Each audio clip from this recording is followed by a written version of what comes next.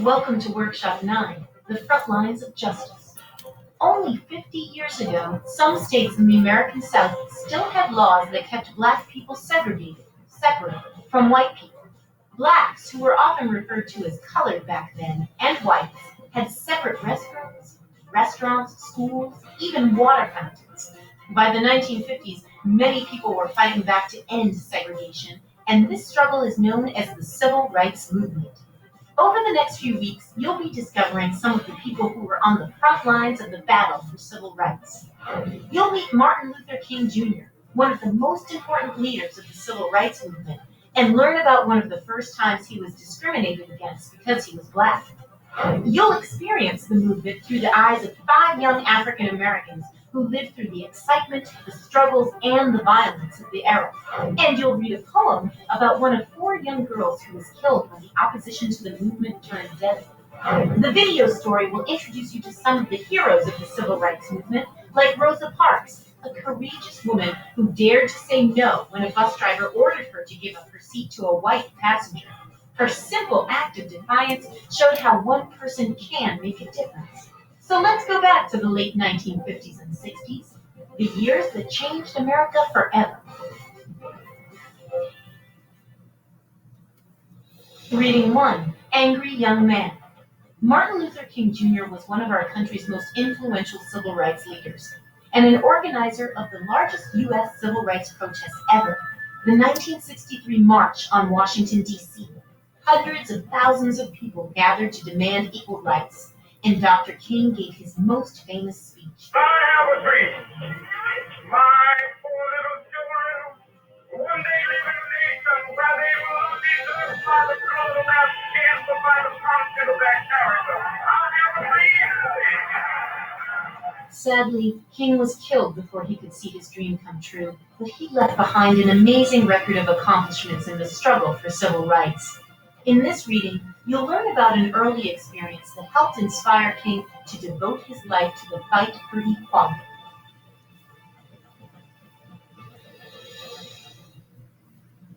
Reading 2, In Their Own Words. During the civil rights movement, thousands of black people and white people fought together against unfair laws. They marched in demonstrations to demand equal rights for African Americans. They sat in at restaurants that didn't serve blacks. Protesters, called Freedom Riders, took bus trips through the South, stopping to visit places where blacks weren't allowed.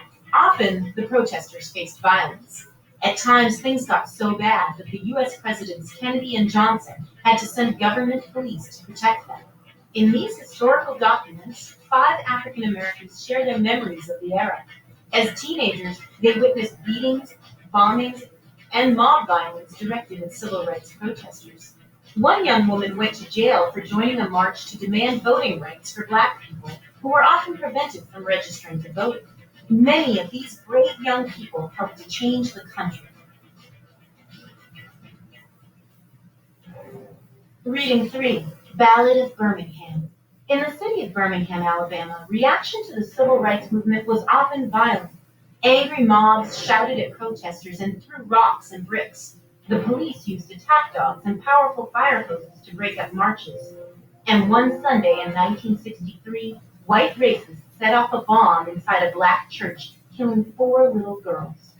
Poet Dudley Randall wrote about the bombing in his poem Ballad of Birmingham. Dudley grew up in Detroit, Michigan, where his first poem was published in a local newspaper when he was 13. As an adult, he wrote hundreds of poems about African American people and issues. Ballad of Birmingham is written as a conversation between one of the young bombing victims and her mother. The mother will not allow her daughter to go downtown because of all the violence. The mother is sure, however, that her daughter will be safe in church.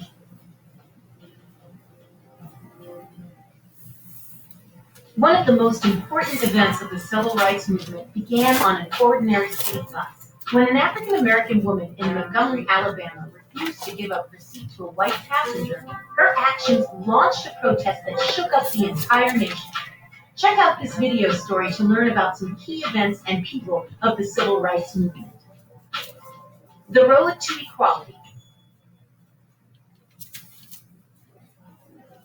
Montgomery, Alabama, 1955. On a December evening, Rosa Parks was taking a city bus home from work. The bus got crowded, and the driver ordered her to get up so a white person could sit down. But Rosa refused to move. She was tired of being pushed around by racist people and racist laws, and she said no. The police came, pulled her off the bus, and arrested her, but her protest didn't end there.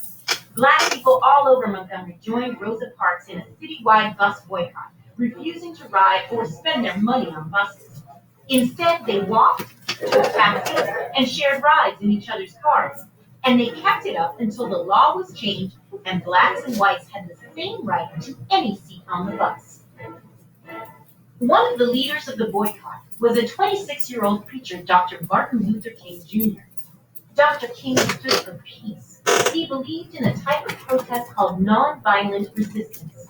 That meant standing up against unfair treatment but never using violence to get your way, even if the other side used violence against you. King led his followers in acts of civil disobedience, which means disobeying laws that are unjust and going to jail for it if necessary.